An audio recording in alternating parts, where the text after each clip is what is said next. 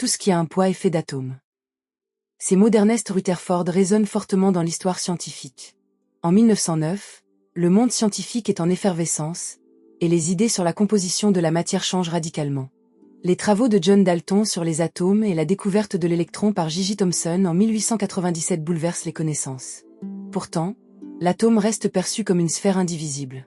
C'est alors que Rutherford, né en 1871 en Nouvelle-Zélande, s'engage dans une quête pour élucider la structure atomique. Passionné et déterminé, il conçoit une expérience audacieuse avec ses collègues Hans Geiger et Ernest Marsden, visant à explorer la diffusion des particules alpha à travers une feuille d'or. Ce qui devait être une simple validation théorique se transforme en révélation. La plupart des particules passent sans encombre, mais certaines rebondissent avec une force incroyable. Cette observation le conduit à une conclusion audacieuse. L'atome est principalement constitué de vide, avec un noyau dense au centre, changeant notre compréhension des fondements de la chimie et de la physique. Sa découverte établit les bases de la physique nucléaire et ouvre la voie à d'innombrables découvertes futures. En dirigeant le laboratoire de physique de l'Université de Manchester, Rutherford rassemble une équipe de chercheurs brillants, dont Hans Geiger, créateur du compteur Geiger. Ensemble, ils explorent les interactions subatomiques et la radioactivité. En 1911, Rutherford présente son modèle atomique, un système solaire miniature où le noyau dense entoure des électrons en orbite. Ce modèle remet en question des siècles de compréhension philosophique de la matière.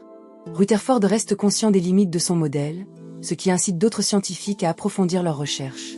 Reconnu comme un mentor inspirant, il encourage ses étudiants à remettre en question les dogmes scientifiques. Malgré les défis de la Première Guerre mondiale, il continue à travailler sur des projets novateurs. En 1917, il réussit à transformer un atome d'azote en oxygène, marquant une avancée majeure dans les réactions nucléaires.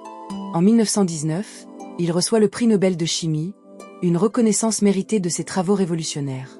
Rutherford demeure humble face aux défis persistants en physique. Sa curiosité et sa capacité à intégrer de nouvelles théories, comme la mécanique quantique, le définissent comme un pionnier.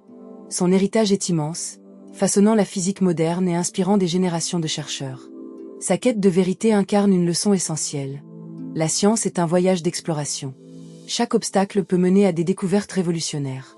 La prochaine fois que vous vous sentirez perdu dans les complexités du monde, rappelez-vous de Rutherford.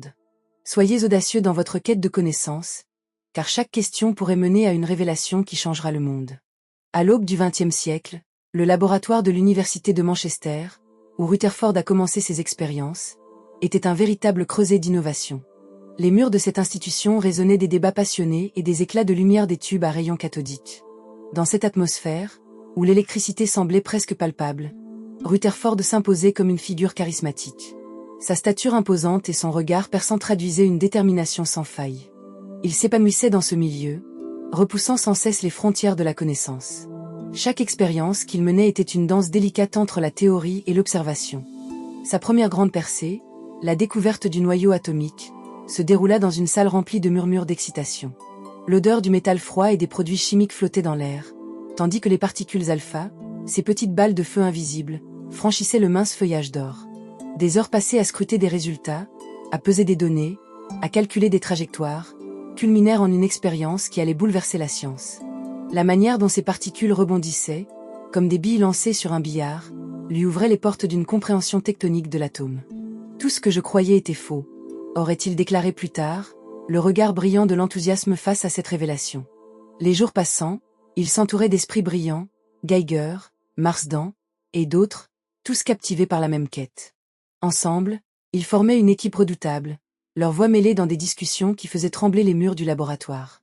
Chaque résultat, chaque donnée, était la pièce d'un puzzle complexe, et ils œuvraient avec une ferveur presque contagieuse, leurs espoirs ancrés dans la conviction qu'ils étaient en train de redéfinir le monde. Mais derrière cette ferveur se cachait aussi la pression. Rutherford, conscient de l'importance de leur découverte, savait qu'un faux pas pourrait les faire chuter dans l'obscurité. En 1911, lorsque Rutherford dévoila son modèle atomique, son audace ne fut pas seulement scientifique, elle était philosophique. Il proposait de voir l'atome comme un système solaire miniature. Les électrons, ces particules minuscules, tourbillonnaient autour d'un noyau dense, rappelant les planètes en orbite. Ce modèle changea non seulement le paysage de la physique, mais il provoqua également des tempêtes intellectuelles. Les enseignants, les étudiants, et même les philosophes furent forcés de réévaluer des concepts ancrés dans la culture. En tant que mentor, Rutherford ne se contentait pas de transmettre des connaissances. Il incitait ses élèves à explorer les limites de la science, à ne jamais accepter les dogmes comme des vérités absolues. L'une de ses citations célèbres, « La science est un art, et l'art ne s'arrête jamais », capturait son esprit d'innovation. Dans un monde qui commençait à vibrer au rythme de la technologie, sa vision anticipait déjà la façon dont l'humanité interagirait avec l'électricité, la radioactivité et les propriétés des atomes. Pourtant, même un esprit aussi brillant que celui de Rutherford n'était pas à l'abri des frustrations. Pendant la Première Guerre mondiale, il observa comment des ressources et des énergies étaient détournées des laboratoires vers les champs de bataille. Cette période de sacrifice et d'incertitude le troublait, mais il trouva refuge dans sa recherche. Il continuait à travailler, à innover, à rêver. En 1917, lorsqu'il réussit à transformer un atome d'azote en oxygène, il savait qu'il ouvrait la voie à des applications qui pourraient changer radicalement le monde. Cette réaction nucléaire, qui semblait presque magique, illustrait la puissance de la science lorsqu'elle était entre les mains d'un visionnaire. En 1919, lorsque le prix Nobel de chimie lui fut décerné, Rutherford ne chercha pas à se glorifier. Il savait que cette reconnaissance était le reflet d'un travail collectif, d'un engagement partagé pour la vérité scientifique.